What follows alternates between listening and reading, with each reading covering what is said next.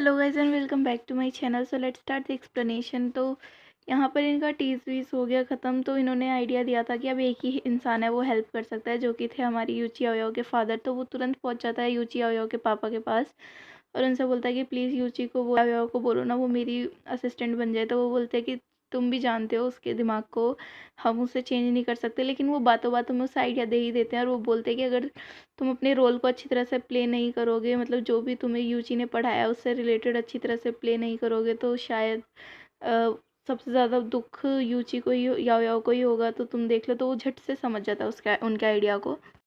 तो यहाँ पर हमारी याओ पढ़ रही थी, तभी उसके पास वो आती है, मैसेज आता है जिसमें देखा जा सकता है कि वहाँ पे यूशी ने जो अपनी एक पोस्ट डाली है जिसमें जिसमें उसे हिस्टोरिकल ड्रामा एक्ट करना है, जो जिसकी वजह से वो हायर की गई थी या उसको पढ़ाने के लिए। लेकिन उसने कुछ और ही गेटअप किया होता है। तो वो तुरंत उसको हिस्ट्री से इतना प्यार है कि वो तुरंत उसको कॉल करती है और उसको बोलती है कि तुम ढंग से मतलब करना, ये तुमने कैसा हाल बनाया हुआ है, ऐसा तो मैंने तुम्हें बिल्कुल नहीं सिखाया था। वो बोलता है कि नहीं नहीं, तुमने जितना भी मुझे सिखाया था मैं भूल गया हूँ। तो अब वो डरने लगती है कि ये पूरा ही ख़राब ना कर दे। तो अब मजबूरी में इसको जाना पड़ता है उसके पास में। तो हमारी यायो यहाँ पर मतलब पीनो को लेके पहुँचती है। ये बहुत खुश होता है कि पक्का आ तो गई ना, मेरा प्लान कामयाब हो गया। तो वो उसकी सबसे पहले ड्रेस चेंज करवाती है कि तुम इसमें हिस्टोरिकल एक्टर नहीं लग रहे और तुम्हें थोड़ा स्ट्रॉन्ग होके करना है। तो वो उसको ड्रेस चेंज कराती है और काफ़ी अच्छा लग रहा था, उसमें हिस्टोरिकल ड्रामा एक्टर लग रहा था। उसमें पीनो फिर उसके बाद में बोलती है कि प्लीज़ तुम इसके असिस्टेंट बन जाओ ना अंकल की। तो वो बोलती है नहीं बन सकती, मेरे वो हैं लेक्चर्स हैं। तो वो बोलती है कि असिस्टेंट होने का ये मतलब थोड़ी 24 घंटे तुम उसके साथ में रहो, और वैसे भी मैं भी हूँ इस ड्रामा में, और मुझे भी एक रोल मिला है। अगर तुम मेरे आसपास नहीं रहती तो मुझे बहुत अकेला फील होता है, मान जाओ ना। तो मान जाती है उसकी इस बात पे। और वो थोड़ा साइड में होके बोलती है हमसे कि शुक्र है मेरा भी कुछ पार्ट हुआ इनकी स्टोरी में। तो फिर हमारी जो याओ है उससे रोल पूछती है, तो वो जैसे ही रोल बताती है वो बता देती है। लेकिन यहाँ पर हमें पता लगता है कि उसका रोल किसी और लड़की को दे दिया हुआ है ऑलरेडी। तो अब ये लड़की जो है जिसको रोल मिल गया था उसका, तो वो उसे बहुत ज़्यादा चिढ़ाने लगती है हमारी पीनू को। तो वो लड़की तो वहाँ से चली जाती है। तो वो पीनू अपने अंकल से बोलते हैं, अंकल देखो ना, इस डायरेक्टर प्रकार से खड़ूस से डायरेक्टर ने उस लड़की को रोल दे दिया। तो वैसे भी मैं तुम्हारी भांजी हूँ तो कुछ तो करो। वो कहते हैं वैसे भी कहाँ तुम मेरी रियल भांजी हो, ना मैं तुम्हारा रियल अंकल हूँ। तो फिर वो बहुत दुखी हो जाती है। तो उस पर वो बोलता है यूशी कि ये जो तुम्हें उससे पार्ट दे दिया ना, अच्छा ही क्या डायरेक्टर ने उसे पार्ट दे दिया, क्योंकि वो पार्ट अच्छा भी नहीं है, उसमें एक्टिंग नहीं है। तो फिर इस पे हमारी याओ भी सहमति दिखाती है और कहती है कि हाँ मैंने पूरी हिस्ट्री पढ़ी है, जिस उस लड़की को पार्ट इसलिए मिला है क्योंकि ताकि सब उसकी सुंदरता की तारीफ़ करें। लेकिन जो तुम्हें अब पार्ट मिला है उसमें तुम्हें अपनी एक्टिंग दिखाने का स्कोप है और एक्टिंग स्किल्स दिखाने की वो है। तो वो तुरंत खुश हो जाती है। तभी उनके पास मैनेजर आते हैं और मैनेजर कहते हैं कि आज शाम को डायरेक्टर की बर्थडे पार्टी है तो प्लीज़ आ जाना। तो फिर वो बोलता है अपनी, क्योंकि अब वो असिस्टेंट बन गया याओ, तो उससे बोलता है कि मुझे 2 बजे उठा देना, 7 बजे हम पार्टी में जाएंगे। तो वो भी बोलती है ठीक है।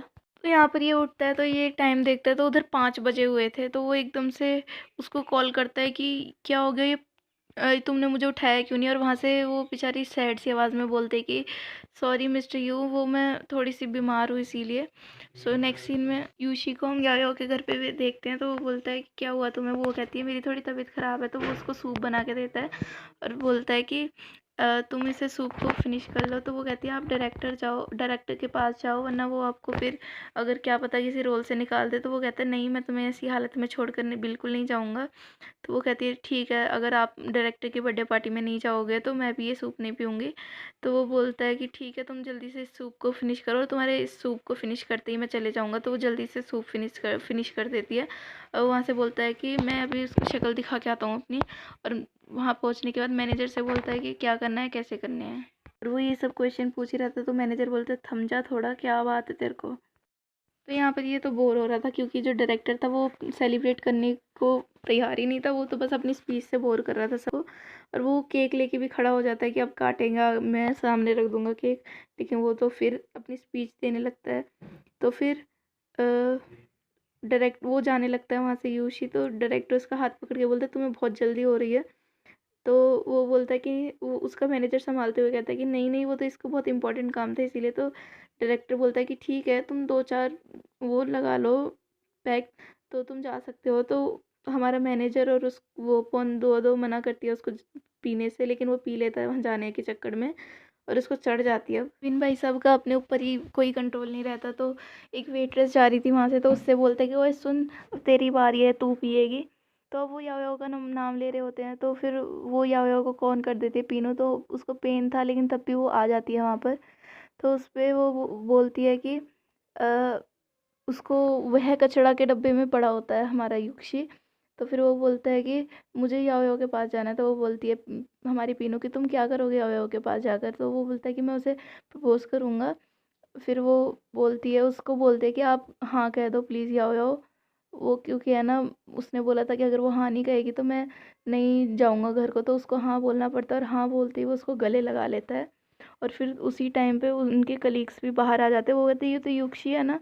तो वो बेचारी हमारी जो पीनू थी वो उसे भगा देती है हमारी याओ याओ को। तो यहाँ पर मैनेजर जो है हमारा उसको सेटल कर देता है और उससे पूछने लगता है कि क्या हुआ था कल। तो फिर जैसे ही वो सुबह उठता है तो हमारी वो पीनू उसके पीछे लग जाती है कि आपको कुछ याद तो नहीं है। लेकिन वो बोलता है नहीं याद। लेकिन जब बाथरूम में जाता है तो उसको याद आता है कि उसने उसको हाँ करी थी। और अपने फेवरेट टॉय के पास जाके हाँ हाँ बोलने लगता है। तो यहाँ पर वो यूशी उसको गुड मॉर्निंग टेक्स्ट करता है, तो वो भी उसको गुड मॉर्निंग टेक्स्ट करती है, तो वो बहुत ज़्यादा खुश हो जाता है। और तो क्या था, इन ये चारों अपनी मीटिंग कराता और कहता है कि रात को ये कितनी इंपॉर्टेंट थिंग हुई थी कि उसकी वजह से अब हम दोनों साथ में हैं।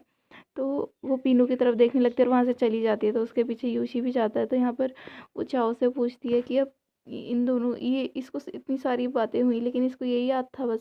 तो वो कहता है हाँ ऐसा होता है। तो वो कहती है अच्छा, और उससे चिपकने लगती है। तो नेक्स्ट सीन में वो बेचारा उदास बैठा था, तो चाओ उसके पास जाता है और बोलता है क्या हुआ। तो वो बोलता है कि उसने बोला कि उसने सिर्फ इसीलिए हाँ करी क्योंकि मैं ड्रंक था और वो मेरे साथ नहीं रहेगी।